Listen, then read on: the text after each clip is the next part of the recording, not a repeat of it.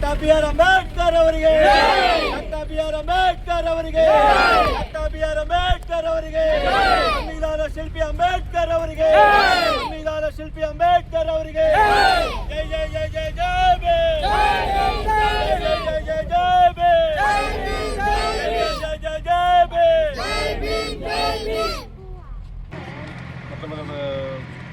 ಮೊದಲ ಬಾರಿಗೆ doctor B R Ambedkar ಅವರು ಈ ನಮ್ಮ ದೇಶದಲ್ಲಿ ಹುಟ್ಟಿರೋದು ಎಲ್ಲರಿಗೂ ಸಂತಸದ ದಿನ. ಅವರೇ ಹುಟ್ಟಿಲ್ಲ ಅಂತಂದಿದ್ದರೆ ನಮ್ಮ ಸ್ಥಿತಿ ಅಧೋಗತಿ. ಸ್ವತಂತ್ರ ಬಂದು 25, 75, 76, 77 ವರ್ಷ ಆದ್ರೂ ನಾವು ಯಾವ ಪರಿಸ್ಥಿತಿಯಲ್ಲಿ ಇದ್ದೀವಿ ಅಂತ ಹೇಳಿದ್ರೆ ಅದು ಉಳಿಸ್ಕೊಳ್ಳೋಕ್ಕೂ ಆಗಲ್ಲ. ಅಂಬೇಡ್ಕರ್ ಅವರು ಅವ್ರ ಹಿಂದೆಗಡೆ ಎಂಥ ಕಷ್ಟಗಳು ಅನುಭವಿಸ್ತಿದ್ರು ಹೇಳೋಕ್ಕೆ ಆಗಲ್ಲ. ಬಾವಿ ಒಂದು ನೀರು ಮುಟ್ಟೋದಕ್ಕೂ ಅಂತ ಕೆಟ್ಟ ಪರಿಸ್ಥಿತಿಯನ್ನು ಹೋಗಲಾಡಿಸಿ ನಮಗೆ ಈಗೆಲ್ಲರೂ ಸ್ವತಂತ್ರವಾಗಿ ಈ ನಮ್ಮ ದೇಶದಲ್ಲಿ ಇರ್ತಕ್ಕಂಥ ಸ್ವಾತಂತ್ರ್ಯ ಆಗಲಿ ಇನ್ನೇನಾದರೂ ಆಗಲಿ ಯಾವ ದೇಶದಲ್ಲೂ ಇಲ್ಲ.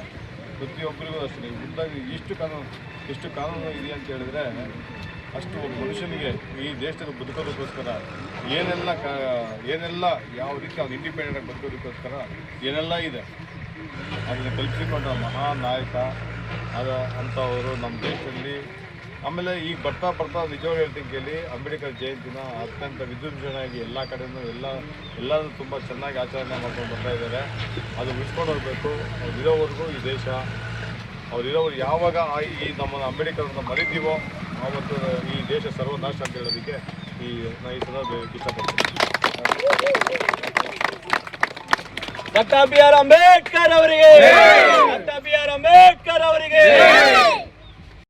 ಇದು ಒಂದು ಜಾತಿ ಧರ್ಮಕ್ಕೆ ಸೀಮಿತ ಆಗಿರೋ ಹಬ್ಬ ಅಲ್ಲ, ಇಡೀ ನಾಡಿನ ಸಮಸ್ತ ಭಾರತೀಯರ ಪ್ರತಿಯೊಂದು ಮನೆಯವರ ಒಂದು ಹಬ್ಬ ಆಗಿದೆ. ನಮ್ಮಲ್ಲಿ ಅನೇಕ ಜಾತಿ ಧರ್ಮಗಳು ನಮ್ಮಲ್ಲಿ ಇರ್ಬೋದು, ನಮ್ಮ ಒಂದು ಧರ್ಮದ ಒಂದು ಹಬ್ಬಗಳನ್ನು ನಾವು ಆಚರಣೆ ಮಾಡ್ಬೋದು. ಆದರೆ ಎಲ್ಲಾ ಧರ್ಮಗಳು ಸೇರಿ ಆಚರಣೆ ಮಾಡುವ ಒಂದು ಹಬ್ಬ ಅನ್ನೋದಾದ್ರೆ ಅದು ಅಂಬೇಡ್ಕರ್ ಹಬ್ಬ, ಅಂಬೇಡ್ಕರ್ ಜಯಂತಿ ಅಂತ ಹೇಳಕ್ ಇಷ್ಟಪಡ್ತೀನಿ. ಅದೇ ನಮ್ಗೆಲ್ಲರಿಗೂ ಕೂಡ ಅಂಬೇಡ್ಕರ್ ಜಯ ಉದ್ದೇಶಗಳು ನಮಗೆ ಗೊತ್ತಿದೆ. ಇವತ್ತು ನಾಡಿನಾದ್ಯಂತ ಇವತ್ತು ಸೆಲೆಬ್ರೇಷನ್ ಅಂಬೇಡ್ಕರ್ ಇದು ನಡೀತಾ ಇದೆ. ದೀನ ದಲಿತರ ಪರವಾಗಿ, ಶೋಷಣೆಯ ಪರವಾಗಿ ಒಂದು ಧ್ವನಿಯಾಗಿ ನಿಂತಿರೋರು ಅಂತ ಹೇಳಿದ್ರೆ ಅದು ಅಂಬೇಡ್ಕರ್. ಅವರು ಸಂವಿಧಾನವನ್ನು ರಚನೆ ಮಾಡುವಾಗ ಯಾವುದೋ ಒಂದು ಜಾತಿ ಧರ್ಮಕ್ಕೆ ಸೀಮಿತವಾಗಿ ಮಾಡಿಲ್ಲ ಅವರು, ಹೌದಲ್ವಾ? ಇವತ್ತು ನಾವು ನೋಡ್ತೀವಿ ಅನೇಕ ಪಕ್ಷಗಳು ಜಾತಿ ಧರ್ಮಕ್ಕೆ ವಿರುದ್ಧವಾಗಿ ನೋಡ್ತೀವಿ. ಆದರೆ ಅಂಬೇಡ್ಕರ್ ಅವರು ಅವತ್ತು ಮಾಡಿರೋ ಒಂದು ಇದು ಇವತ್ತು ಎಲ್ಲರಿಗೂ ಸಮಾನತೆಯನ್ನು ಅವ್ರು ಕಳಿಸ್ಕೊಟ್ಟಿರೋ ಪಾಠ ಇದೆಯಲ್ಲ, ಅದು ನಿಜವಾಗ ಅದು ಶ್ರೇಷ್ಠವಾದಂಥದ್ದು.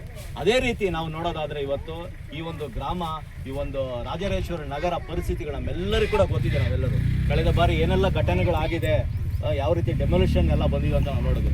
ಅವತ್ತು ನಿಂತಿದ್ದು ನಮಗೆ ಏಕೈಕ ವ್ಯಕ್ತಿ ನಮ್ಮ ಪರವಾಗಿ ಧ್ವನಿ ಎತ್ತಿ ನಿಂತಿರೋದು ಅಂತ ಹೇಳಿದ್ರೆ ಅದು ನಮ್ಮ ವಸಂತಣ್ಣ.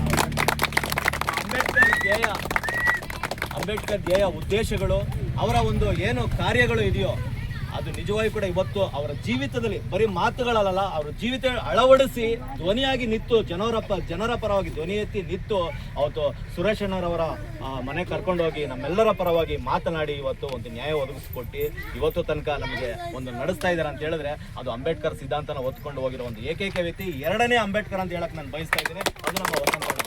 ಎಲ್ಲರೂ ಜೋರಾಗಿ ಮತ್ತೊಮ್ಮೆ ಡಾಕ್ಟರ್ ಬಿ ಆರ್ ಅಂಬೇಡ್ಕರ್ ಅವರಿಗೆ, ಡಾಕ್ಟರ್ ಬಿ ಆರ್ ಅಂಬೇಡ್ಕರ್ ಅವರಿಗೆ.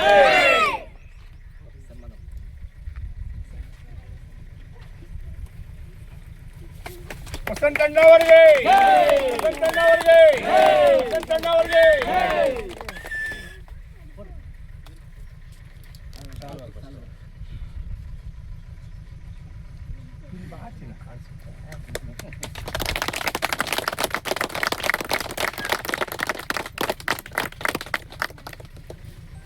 ಒಳ್ಳೇದು ಮಾಡಲಿ. ಇದೇ ರೀತಿ ಒಗ್ಗಟ್ಟಾಗಿ ಏನಪ್ಪ ಎಲ್ಲ ಒಗ್ಗಟ್ಟಾಗಿ